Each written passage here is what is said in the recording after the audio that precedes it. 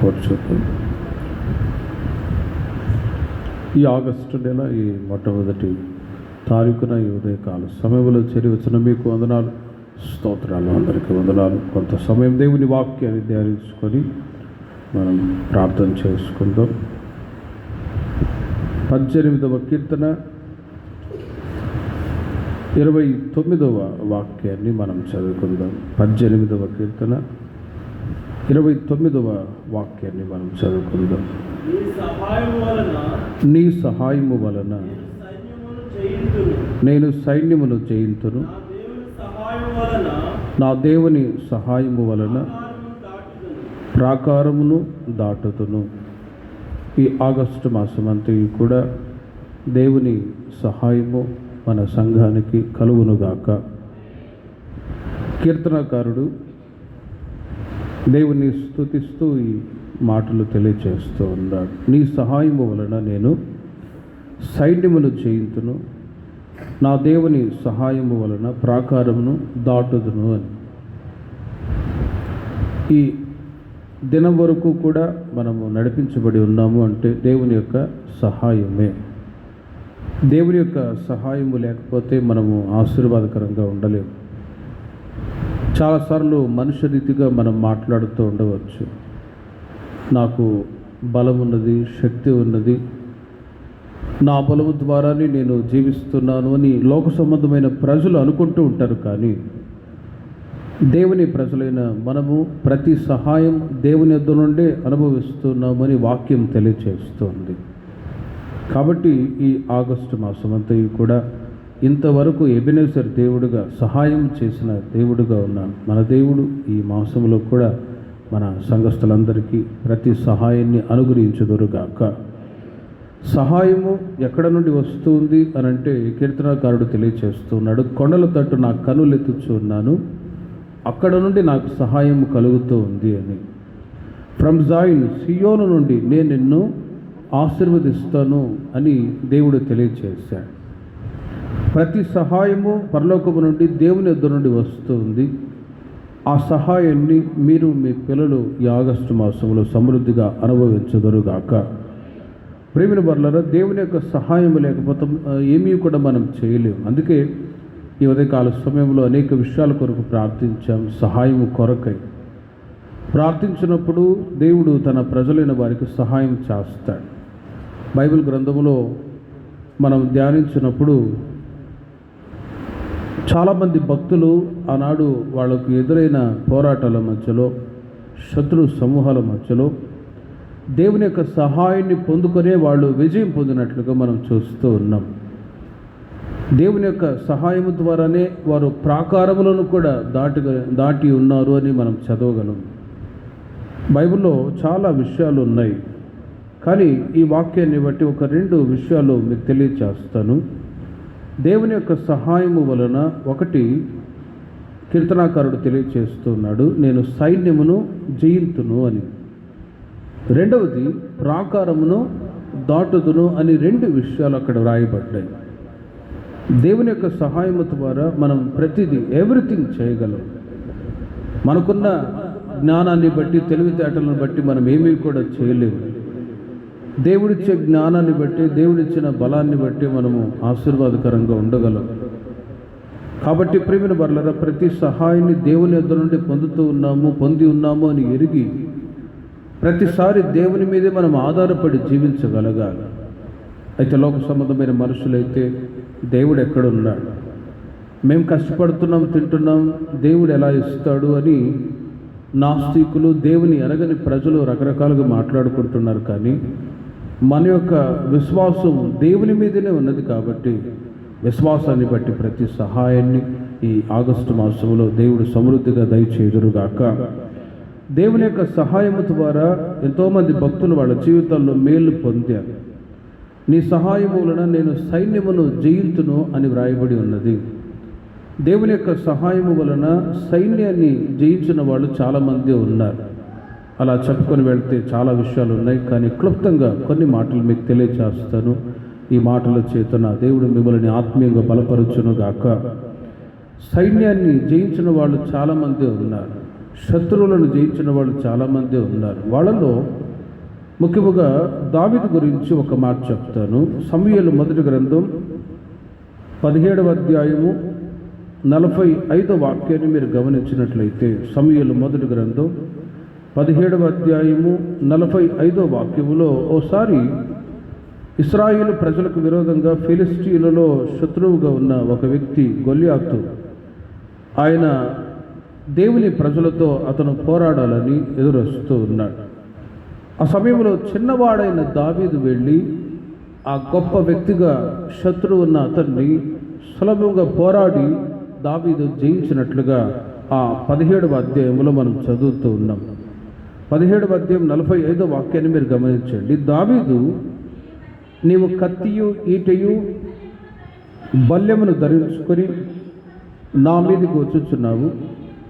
అయితే నీవు తిరస్కరించిన ఇశ్రాయేలు సైన్యములకు అధిపతి యెహోవా పేరట నేను నీ మీదకి వచ్చుచూ ఉన్నాను అని చెప్పి ఆనాడు గొల్యాతుని దావీదు ఒక్క రాయితో, వడిసెల్లో ఒక్క రాయిని పెట్టి నొసట కొట్టగా అతను చనిపోయాడు. ఆ విషయాలన్నీ బైబిల్లో రాయబడ్డాయి. కానీ ముఖ్యమైన విషయం ఏంటంటే, నీవు తిరస్కరించిన ఇశ్రాయేలు సైన్యములకు అధిపతి యెహోవా పేరట నీ మీదకి వచ్చుచూ ఉన్నాను అని ఆనాడు గొల్యాతుతో చిన్నవాడైన దావీదు పోరాడి జయించెను. How it possible? ఎలా సాధ్యమైంది? చిన్నవాడైన ఆ దావీదు అంత పెద్ద ఎత్తైన మనిషి, అతను ఎలా ఉన్నాడు అంటే 17వ అధ్యాయము 4వ వాక్యాన్ని మీరు గమనించినట్లయితే, గాతు వాడైన గొల్యాతు అను శూరుడొకడు ఫిలిష్తీయుల దండులో నుండి బయలుదేరిచుండెను. అతడు 6 మూళ్ల జేనుడు ఎత్తు మనిషి. అతని తల మీద రాగి శిరస్త్రాణం ఉండెను. అతడు యుద్ధ కవచము ధరించి ఉండెను. ఆ కవచము 5,000 తులముల రాగి ఎత్తుగలది అని అంతటి ఎత్తైన ఆ యుద్ధ కవచములను ధరించుకున్న ఆ వ్యక్తిని చిన్నవాడైన దావీదు సులభముగా జయించాడు. గొల్యాతు సాతానుకు గుర్తై ఉన్నాడు. దావీదు దేవుని ప్రజలకు గుర్తుగా ఉండగా, దేవుని ప్రజలైన మనము సాతాన్ని జయించగలగాలి. ఏ విధంగా మనం అతన్ని జయించగలగాలి అని అంటే, దేవుని సహాయము ద్వారా మాత్రమే. హల్లెలూయా. ఈ ఆగస్టు మాసంలో సాతాను ఒకవేళ మీకు విరోధంగా పోరాడుతూ ఉండవచ్చు, కానీ వానికి మీరు భయపడిన అవసరమే లేదు. నా దేవుని సహాయం వలన మీరు సాతానుని జయించుదురుగాక. దేవుని యొక్క సహాయము ద్వారానే సాతాన్ని మనం జయించగలం. అపోస్తలుడైన పౌలు కొరింథీ సంఘానికి తెలియచేస్తూ ఉన్నారు, మీరు సాతాను తంత్రములను ఎరుగని వారు కారు అని. సాతానుడు రకరకాలుగా క్రియ చేస్తూ ఉంటాడు. ఉదాహరణకి బైబిల్లో మీరు గమనించినట్లయితే, యోబు కుటుంబంలో దుఃఖాన్ని కలగజేశాడు, నష్టాన్ని కలగజేశాడు, బాధని కలగజేశాడు, అనారోగ్యాన్ని కలగజేశాడు. కానీ యోబు ఏమాత్రం భయపడకుండా దేవుని యొక్క సహాయం ద్వారా అతన్ని సులభముగా జయించగలిగాడు. అలాగే ఈ ఆగస్టు మాసంలో కూడా సాతానుడు ఒకవేళ మీ కుటుంబంలో అనారోగ్యాలు, బలహీనతలు, అపజయాలు, దుఃఖాన్ని కలగచేసినా కూడా వాటన్నిటిలో నుంచి విడిపించి నా దేవుడు మీకు ఆశ్చర్యకరమైన సహాయాన్ని అందించుదురుగాక. మీరు విశ్వసించండి, నమ్మండి. దేవుని సహాయము ద్వారా మనము సైన్యమును జయించగలము. ఆనాడు చిన్నవాడైన దావీదు గొల్యాతుని సులభముగా జయించగలిగాడు. ఆ గొల్యాతుతో వెళ్ళి పోరాడటానికి ఎవరి వల్ల కావట్లేదు. ఆ అధ్యాయంలో మీరు చదివినట్లయితే 4 రకములైనటువంటి ప్రజలు గొల్యాతుకు విరోధంగా వెళ్ళి యుద్ధం చేయటానికి బయలుదేరి వెళ్ళారు. కానీ ఎవరి వల్ల కాలేదండి. ఈ చిన్నవాడైన దావీదు మాత్రమే అతనితో పోరాడి జయించగలిగాడు. 4 రకములైన ప్రజలు ఉన్నారు, 4 రకమైన మనుషులు ఉన్నారు. వాళ్ళలో మొట్టమొదట సౌలు. సమూయేలు మొదటి గ్రంథం 17వ అధ్యాయము 11వ వాక్యాన్ని మీరు గమనించినట్లయితే, మొట్టమొదట సౌలు ఈ గొల్యాతును చూసి భయపడ్డాడు. మీరు గమనించండి, సౌలును ఇశ్రాయేలులందరూ ఆ ఫిలిష్తీయుని మాటలు వినినప్పుడు బహుభీతులైరి. సౌలు ఇశ్రాయేలు ప్రజలకు మొట్టమొదటి రాజుగా ఉన్నవాడు. He is a anointing king. అతను అభిషేకించబడినటువంటి రాజుగా ఉన్నాడు. అయినా కూడా ప్రేమిన వర్లరా సౌలు ఫిలిష్తీయుని చూచి బహుభీతి గలవాడాయెను. సౌలు ఇశ్రాయేలులందరూ ఆ ఫిలిష్తీయుని మాటలు వినినప్పుడు బహుభీతులైరి వాడు సవాల్ చేసి మాట్లాడుతూ ఉన్నాడు. ఏమని? ఇదిగో మీరు ఎంతమంది అయినా నాకు విరోధంగా రండి, నేను ఒక్కడనే మీతో పోరాడుతాను అంటాడు. ఆ మాటలకి ఈ సౌలు ఇశ్రాయేలులందరూ కూడా సౌలు మొట్టమొదట భయపడుతూ ఉన్నాడు. కానీ అంతకు మునుపు సౌలు రాజుగా అభిషేకించబడ్డ ప్రారంభ దశలోనే శత్రువులు యుద్ధానికి వచ్చినప్పుడు వాళ్ళతో పోరాడి సులభముగా యుద్ధంలో జయించిన వాడు, ఏమాత్రం అధైర్యం చెందినవాడు కాదు. ధైర్యంగా వెళ్ళి ముందుగా పోరాడి జయ జీవితాన్ని జీవిస్తూ వచ్చినవాడు. అలాంటి వ్యక్తి ఈ సౌలు గొల్యాతుకు భయపడటానికి కారణం ఏంటి? 16వ అధ్యాయం 14వ వాక్యాన్ని మీరు గమనించండి.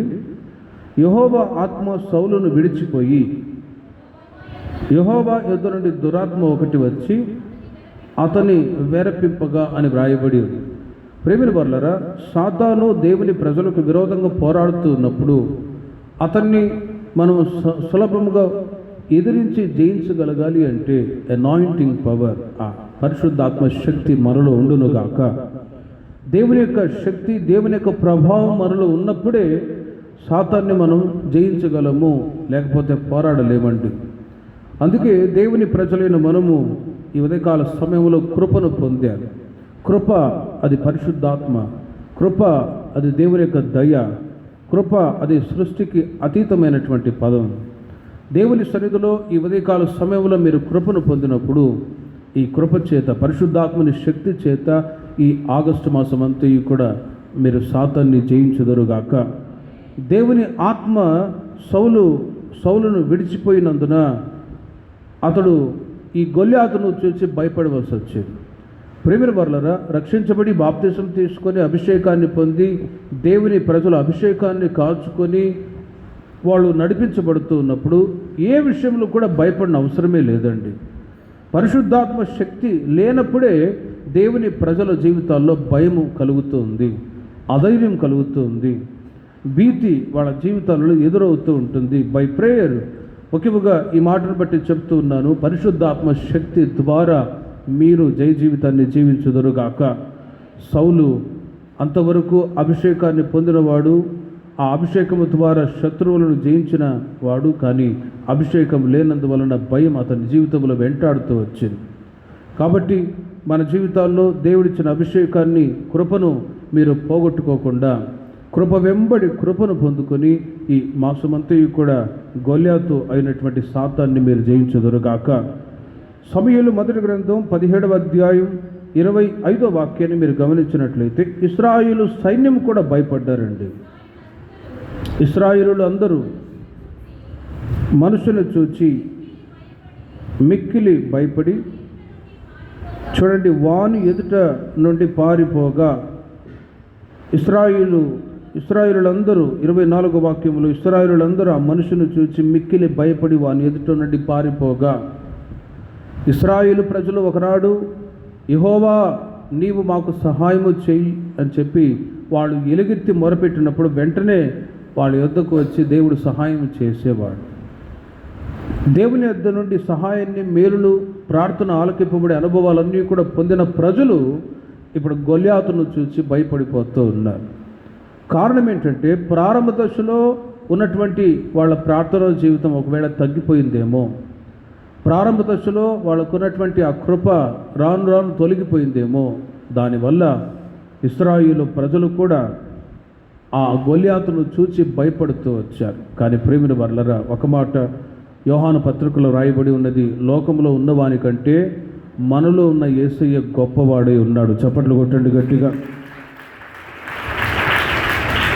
లోకములో ఉన్నవానికంటే మనలో ఉన్న యేసయ్య గొప్పవాడు అని ఎరిగి ఎక్కడ అధైర్యానికి చోటు ఇవ్వకుండా, ఇశ్రాయేలుల వలె మనము భయానికి చోటు ఇవ్వకుండా ధైర్యంగా ముందుకు మనం వెళ్ళాలి.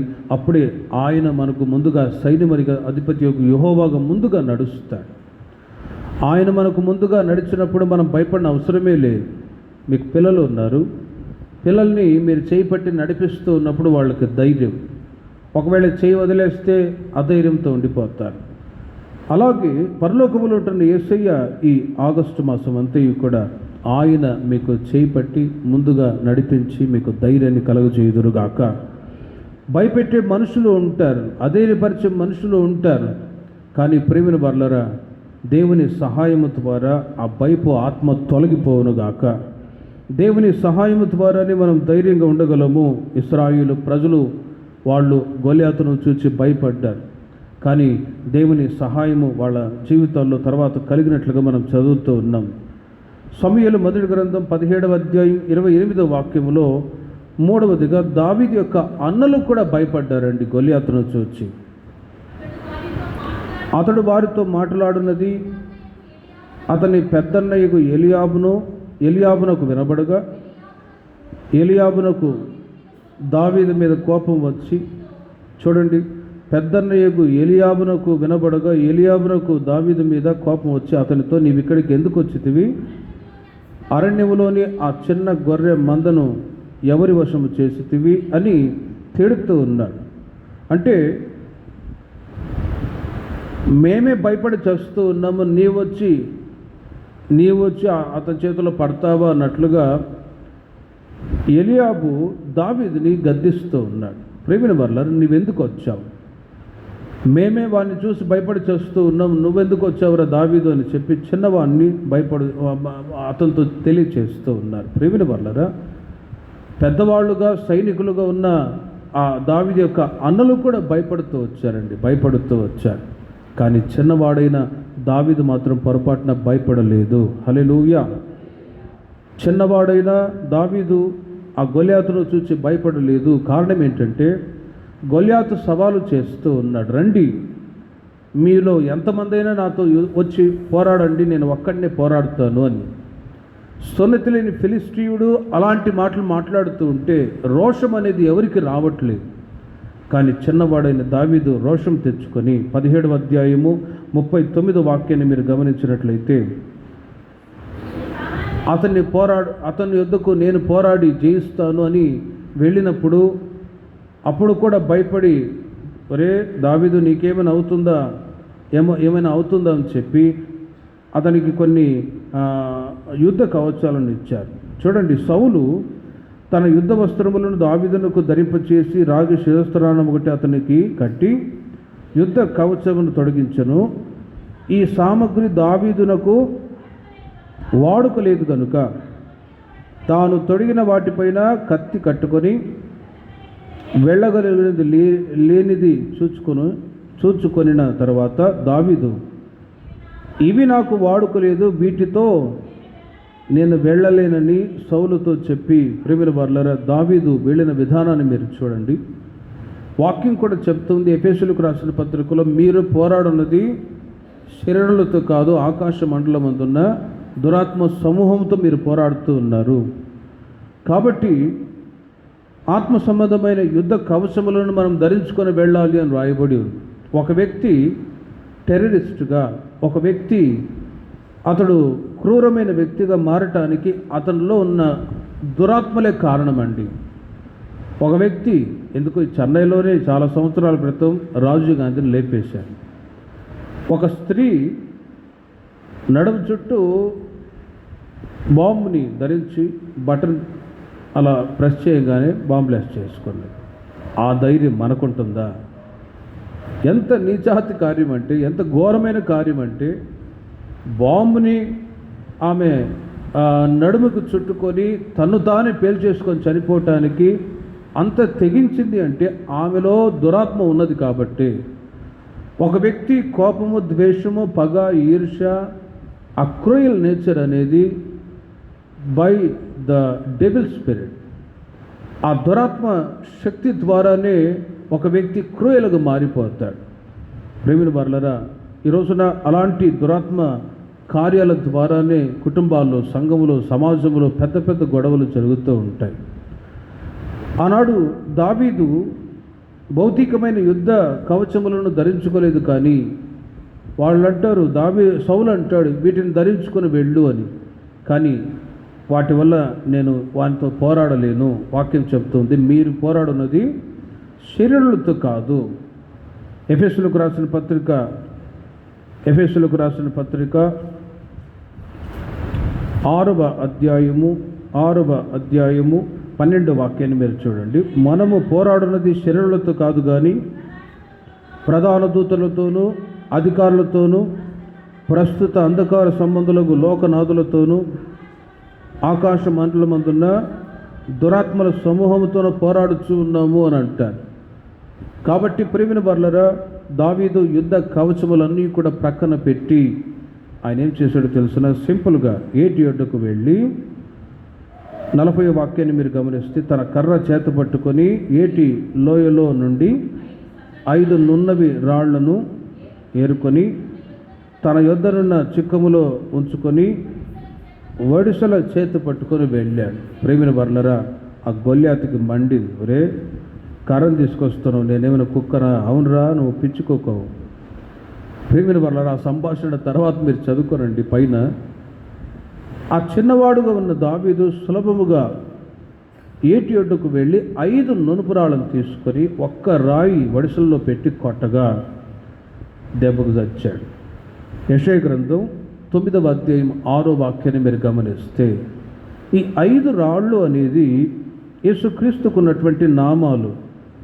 వాటిలో ఒక్క నామం, బలవంతుడైన దేవుడు అనే నామాన్ని బట్టి ఆ గొల్యాతుని దేవుడు తన సహాయం వలన జయించేటట్లు చేశాడు. దేవునికి మహిమ కలుగును గాక.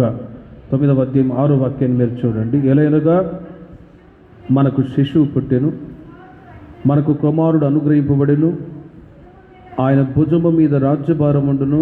ఆశ్చర్యకరుడు, ఆలోచనకర్త, బలవంతుడైన దేవుడు, నిత్యుడగు తండ్రి, సమాధానకర్తయగు అధిపతి అని అతనికి పేరు పెట్టబడును. 5 నునుపురాళ్ళు తీసుకొని దావీదు వెళ్ళాడు. ఏటి వద్దకు వెళ్ళి 5 నునుపురాళ్ళు తీసుకొని వెళ్ళాడు.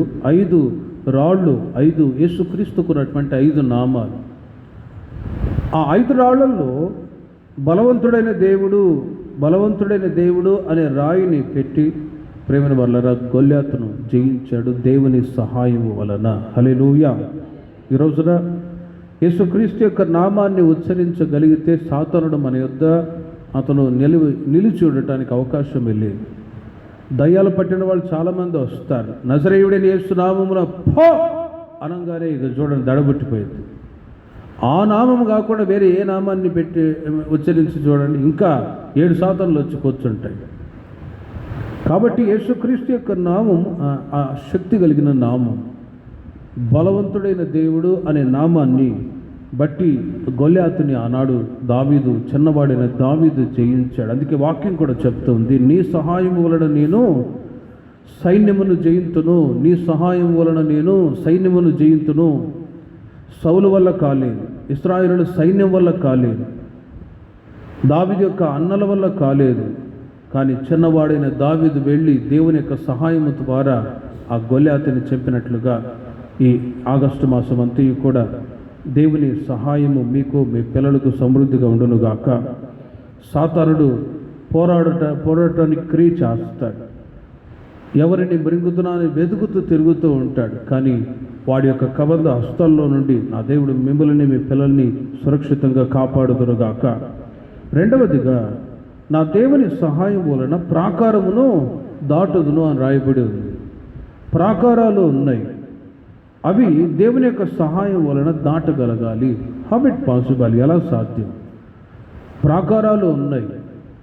ఉదాహరణకి ఇశ్రాయేలు ప్రజలు అరణ్య మార్గంలో వాళ్ళు వెళ్తూ ఉన్నప్పుడు ఎరికో కోట గోడలు కూడా ప్రాకారాలుగా ఉన్నాయి. కానీ 7 రోజులు వాళ్ళు స్తుతి ఆరాధన చేశారు. 7వ రోజున వాళ్ళు చేసే స్తుతి ద్వారా ఆ ఎరుకో కోట గోడలు కూడా కోల్చబడ్డాయి. బిగ్గరగా వాళ్ళు కేకలు వేసి స్తుతులు చెల్లించడం ద్వారా అక్కడ ప్రాకారాలు కూడా కోల్చబడ్డాయి. దేవుని ప్రజల జీవితాల్లో స్తుతి అనేది చాలా ప్రాముఖ్యమైన అనుభవం. అందుకే ఉదయకాల సమయంలో మనం దేవుని యొక్క నామాన్ని స్మరణకు తెచ్చుకున్నాం. కాబట్టి ఆ స్తుతి ద్వారా ఈ ఆగస్టు మాసం అంతా కూడా దేవుడు మీకు సహాయం చేయును గాక. ప్రియమైన వారలారా, నీ సహాయం వలన నేను ప్రాకారమును దాటుదును అంటాడు. దేవుని యొక్క సహాయం ద్వారా మనం ప్రాకారములను దాటాలి అంటే దైవికమైన కార్యాల ద్వారానే సాధ్యం. తిమోతికి వ్రాసిన రెండవ పత్రిక 3వ అధ్యాయము 14వ వాక్యాన్ని మీరు చూడండి. దేవుని సహాయం వలన మన ప్రాకారములను దాటాలి అంటే, ఉదాహరణకి మీకు చెప్పాను స్తుతి, కానీ వాక్యపు ఆధారాన్ని బట్టి 3 విషయాలు మీకు చెప్తాను, రెఫరెన్స్ మీరు రాసుకోండి. తిమోతికి వ్రాసిన రెండవ పత్రిక 3వ అధ్యాయము 14వ వాక్యములో పౌలు గారు తిమోతికి చెప్తున్న మాటలు మీరు చూడండి. 3వ అధ్యాయము 14వ వాక్యములో, క్రీస్తు యేసునందు ఉంచవలసిన విశ్వాసమును బట్టి రక్షణార్థమైన జ్ఞానము నీకు కలిగించుటకు శక్తిగల పరిశుద్ధ లేఖనములను బాల్యము నుండి నీవు వెరుగుదువు గనుక, నీవు నేర్చుకొని రోడి అని తెలుసుకొని ఎవరి వలన నేర్చుకుంటువో ఆ సంగతి తెలుసుకొని వాటి యందు నిలకడగా ఉండుము అని పౌలు గారు తిమోతికి చెప్తూ ఉన్నారు.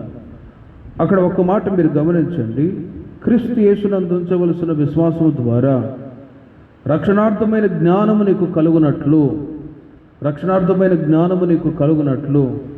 ప్రాకారము దాటగలగాలి. జయ జీవితాన్ని దేవుని ప్రజలు జీవించగలగాలి అని అంటే దేవుని యొక్క వాక్యము ద్వారానే సాధ్యమవును. ప్రియమైన వారలారా, దేవుని యొక్క సహాయం వలన నేను ప్రాకారములను దాటుదును అని కీర్తనాకారుడు చెప్తూ ఉన్నాడు. అంటే దివారాత్రము దేవుని యొక్క వాక్యాన్ని ధ్యానించేవాడు దావీదు. అందుకే దుష్టుల ఆలోచన చొప్పున నడవక, పాపుల మార్గమున నిలవక, అపహాసకులు కూర్చుండు చోటను కూర్చుండక దివారాత్రము నా ధర్మశాస్త్రాన్ని ధ్యానించేవారు ధన్యులు. ఈ ఆగస్టు మాసం అంతా కూడా మీరు చేయు కార్యములన్నీ కూడా నా దేవుడు సఫలము చేయునుగాక. ప్రాకారములను దాటగలను నీ సహాయము వలన అని కీర్తనాకారుడు చెప్పగలుగుతూ ఉన్నాడు. అంటే దేవుని యొక్క సహాయము ద్వారా తనకెదురైన శత్రువులందరినీ కూడా జయించగలుగుతూ ఉన్నాడు, ప్రాకారాన్ని దాటగలుగుతూ ఉన్నాడు, జయ జీవితాన్ని జీవించగలుగుతూ ఉన్నాడంటే వాక్యము ద్వారానే. రక్షణార్థమైన జ్ఞానము కలుగును వాక్యము ద్వారా. ప్రాకారాన్ని దాటగలను అంటే ఏదో పాకిస్తాన్నో రష్యానో ఉక్రెయిన్నో మనం జయిస్తామని కాదు, కానీ మనకు ఎదురయ్యే పోరాటాలను జయించడానికి వాక్యం అవసరం. తిమోతి చిన్న వయసు నుండి దేవుని యొక్క వాక్యాలు ధ్యానిస్తూ ఉన్నాడు. ప్రార్థన, వాక్యం, వీటిని గురించిన అవగాహన చిన్న వయసు నుండియే తన అవ్వ ద్వారా మీరు గమనించండి. తిమోతి పత్రికలోనే వ్రాయబడి ఉన్నది. వాక్యం ఏ వాక్యం చెప్పమా?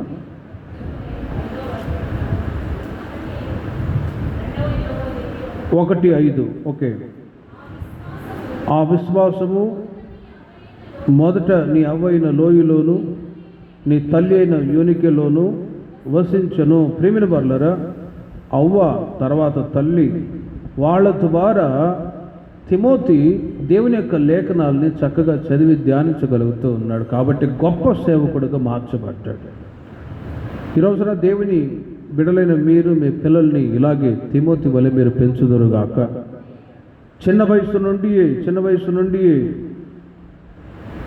అవ్వను బట్టి తల్లిని బట్టి కుమారుడు గొప్ప సేవకుడిగా మార్చబడ్డాడు. తల్లిదండ్రులకి ఒక దైవ భయాన్ని మీరు నేర్పించారనుకోండి, వాళ్ళు పెద్దవాళ్ళైన తర్వాత దైవికంగా ఎదిగి గొప్ప సేవకులుగా మారేటట్లు నా దేవుడు సహాయము చేయుదురుగాక. ఏదో లోకంలో డాక్టరో ఇంజనీరో అవ్వాలని కోరుకోకూడదు, కానీ ఓ దైవికంగా నా బిడ్డ మీ సేవ చేయాలి అనే ఒక ఆలోచన ఎప్పుడైనా మీరు కలిగి ఉన్నారా అని అంటే అరుదే. కానీ ఉదయకాల సమయంలో ఓ దైవాసక్తితో మీరు ప్రార్థన చేయాలి. నా పిల్లలు తిమోతి వలె చిన్న వయసు నుండి వారు మీ యొక్క లేఖనాలు నేర్చుకోవాలని. ఆ వాక్యాన్ని బట్టి రక్షణార్థమైన జ్ఞానం కలుగును. ప్రాకారములను దాటగలగాలి అంటే వాక్యం అవసరం. అందుకే వాక్యాలు ధ్యానించాలి. ఈ మాసమంతా కూడా మీరు వాక్యాన్ని ధ్యానిస్తూ మీరు ఖాళీగా సమయంలో ప్రార్థన చేస్తూ చూడండి. ఆ ప్రార్థన దేవుని వాక్యాన్ని బట్టి మీరు ప్రాకారములను దాటగలుగుదురుగాక. ప్రాకారాన్ని దాటడానికి రెండవది అభిషేకం అవసరం. లూకా సువార్త 4వ అధ్యాయము మొదటి 2 వాక్యాలు మీరు చూడండి. యేసుక్రీస్తు వారు పరిశుద్ధాత్మ పూర్ణుడై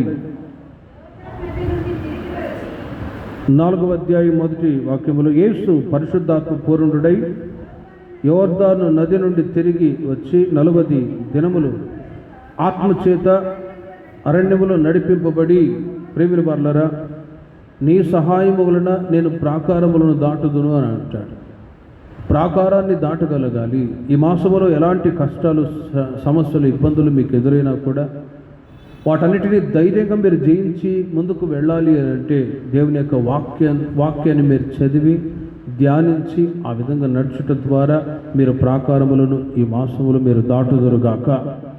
రెండవదిగా పరిశుద్ధాత్మ శక్తి ద్వారా యేసుక్రీస్తు వారు పరిశుద్ధాత్మ పూర్ణుడై యోర్దాను నది నుండి తిరిగి వచ్చినప్పుడు సాతానుగాడు వచ్చి శోధించాడు. 40 రోజులు ఉపవాసం ఉన్నారు. సాతాను వచ్చి శోధిస్తూ ఉన్నాడు, ఈ రాళ్ళని రొట్టెలుగా చేసుకొని తినమని. కానీ యేసయ్య మునపమిత చెప్పినట్లుగా వాక్యం ఉంది కాబట్టి వాక్యాన్ని బట్టి ప్రాకారాన్ని దాటగలిగాడు.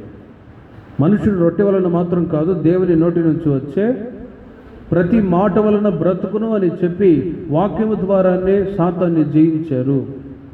ఎత్తైన శిఖరానికి తీసుకొని వెళ్ళారు. నీవు నన్ను మొక్కితే ఇవన్నీ కూడా నీకు ఇస్తాను అన్నాడు. కానీ ప్రేమిల వారలారా, సాతాన్ని వాక్యము ద్వారా ఒకటి, రెండవది పరిశుద్ధాత్మ శక్తి యేసయ్యలో ఉన్నది కనుక సాతాన్ని జయించగలిగాడు.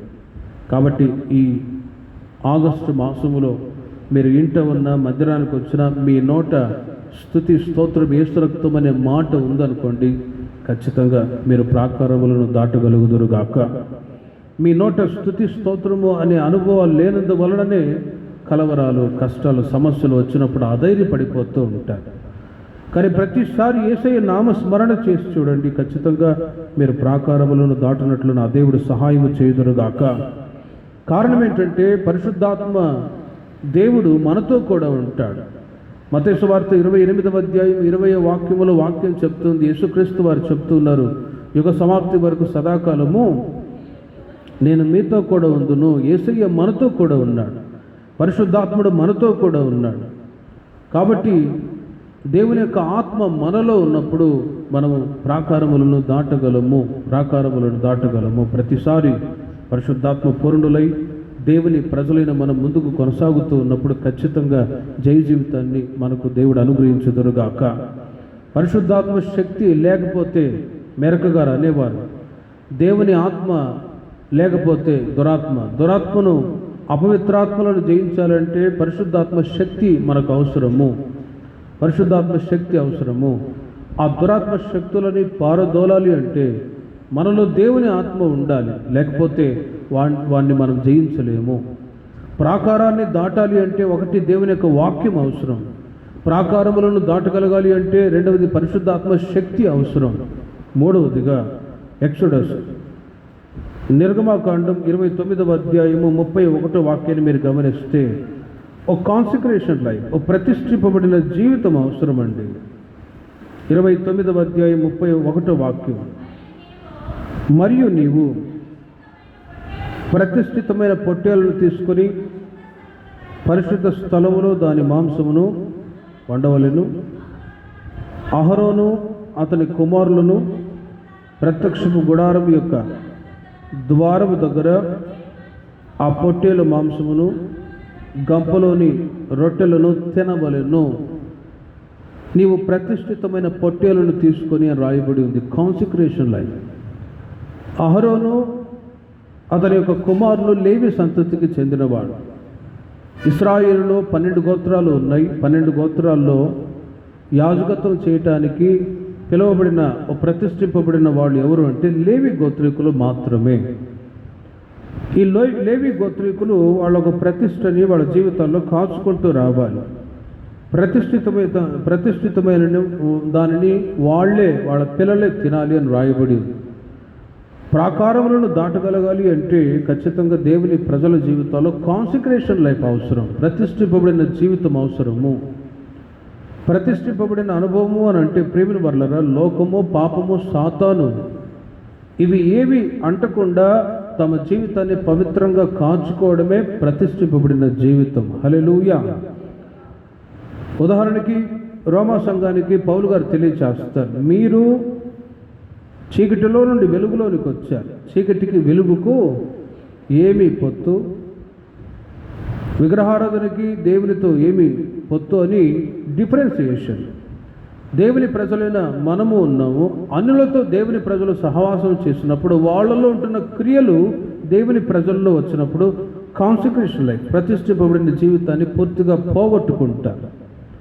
కాబట్టి అన్యులతో దేవుని ప్రజలు సహవాసం చేయకుండా మీరు ఈ ఉదయకాల సమయంలో ఒక విషయాన్ని మీరు గుర్తుంచుకోవాలి. నేను, నా కుటుంబం, నా పిల్లలు ప్రతిష్ఠింపబడిన వాళ్ళు అని మీరు ఎరిగి ఉందరుగాక. అలా ఎరిగి ఉండాలి. లేకపోతే అన్యులతో సహవాసం చేసి వాళ్ళలో ఉంటున్న క్రియలు నేర్చుకొని దేవుని ప్రజలు కూడా భ్రష్టులుగా మారిపోయే పరిస్థితులు ఉంటాయి. కనుక కాన్సక్రేషన్ లైఫ్, ప్రతిష్ఠింపబడిన జీవితము అంటే లోకస్తులాగా మనము కూడా జీవించడం కాదండి. ఓ ప్రతిష్ట అన్నప్పుడు లోకస్తుల వలె మనం బ్రతకకుండా క్రీస్తు వలె ఉండటానికి మార్గంలోనికి వచ్చాం. ఎక్కడ చెడుతనానికి, పాపానికి, లోక సంబంధమైన మనుషుల వలె ప్రవర్తనలు మన జీవితాల్లో రాకుండా మన జీవితాన్ని ప్రత్యేకంగా కాచుకోవడమే ఓ ప్రతిష్ఠింపబడిన జీవితం. అలా ఉన్నప్పుడు నిశ్చయముగా మన ప్రాకారములను దాటగలుగుదుముగాక. ఈ మధ్య ఒక భక్తుడు అన్నాడు, ఏమనంటే కొన్నిసార్లు శత్రుత్వం ఉంటుంది, కొన్నిసార్లు శపించే వాళ్ళు కూడా ఉంటారు. ఆయన అంటాడు, ఒక వ్యక్తి ఇంకొక వ్యక్తికి శాపాలు పెట్టినప్పుడు ఆ శాపం వాళ్ళ జీవితాల్లో క్రియ జరగాలి అంటే శాపం పెట్టిన వ్యక్తి పర్ఫెక్ట్గా ఉండాలి అని అంటాడు. ఆ మాటని ఆలోచించాను, నిజమే కదా. లోకరీతిగా అతడు ఉపన్యాసం చేస్తూ ఉన్నాడు. అతను అంటాడు, ఎవరికైనా శాపాలు పెట్టినప్పుడు ఆ శాపం వాళ్ళ జీవితాల్లో వాళ్ళకి తగలాలి అన్నప్పుడు శాపం పెట్టే వ్యక్తి అతను పర్ఫెక్ట్గా కాన్సక్రేషన్ లైఫ్ కలిగి ఉండాలి అని అంటాడు. ఆ వ్యక్తి సరిగ్గా లేనప్పుడు ఎన్ని శాపాలు పెట్టినా, ఎన్ని మాటలు మాట్లాడినా అవి క్రియ జరగవు అని అంటాడు అతను. ప్రేమిన వారలారా, బైబిల్ కూడా అదే చెప్తుంది. కాన్సక్రేషన్ లైఫ్, ప్రతిష్ఠింపబడిన వ్యక్తి అంటే ఎవరికో శాపాలు పెట్టడం అనే విషయం చెప్పట్లేదు, కానీ క్రీస్తు ఎదుట, దేవుని ఎదుట ఒక కాన్సక్రేషన్ లైఫ్ పర్ఫెక్ట్గా జీవిస్తూ ఉన్నప్పుడు నిశ్చయముగా ఎదురయ్యే ప్రతి ప్రాకారాన్ని మనం ధైర్యంగా జయించగలము. హల్లెలూయా. కనుక ఈ ఆగస్టు మాసములో 2 విషయాలు మీరు గుర్తుంచుకోవాలి. దేవుని యొక్క సహాయము ద్వారా నేను సైన్యమును జయింతును, దేవుని సహాయం వలన రెండవది ప్రాకారములను దాటుదును. ప్రాకారాలు దాటడానికి 3 అనుభవాలు అవసరం. ఒకటి దేవుని యొక్క వాక్యం, రెండవది అభిషేకం, మూడవది ప్రతిష్ఠింపబడిన జీవితం. లోకస్తుల వలె మనము ప్రవర్తించే అనుభవాలు మన జీవితాల్లో ఏమాత్రం లేకుండా నేను, నా పిల్లలు, నా కుటుంబం ప్రత్యేకింపబడ్డ వాళ్ళము అని ఎరిగి ప్రత్యేకతను కాచుకున్నప్పుడే క్రీస్తు వచ్చినప్పుడు ఆయన ఎదుట మనం ధైర్యంగా నిలవగలం. అట్టి కృప నా దేవుడు మీకు దయచేయుదురుగాక. ప్రార్థన చేసుకుందాం. విన్న వాక్యాన్ని బట్టి ఒక 2 నిమిషాలు ప్రార్థన చేసుకుందాం. స్తోత్రం, స్తోత్రం, స్తోత్రం, స్తోత్రం. హల్లెలూయా, హల్లెలూయా, హల్లెలూయా. విన్న వాక్యాన్ని బట్టి అందరూ మరొకసారి ప్రభువా, ఈ ఆగస్టు మాసానికి కావాల్సిన కృప మీరు దయచేయండి యేసయ్యా, కృప దయచేయండి అని అందరూ కృప కొరకై ఒక 2 నిమిషాలు అందరూ ప్రార్థన చేసి అందరూ ప్రార్థన చేసుకుని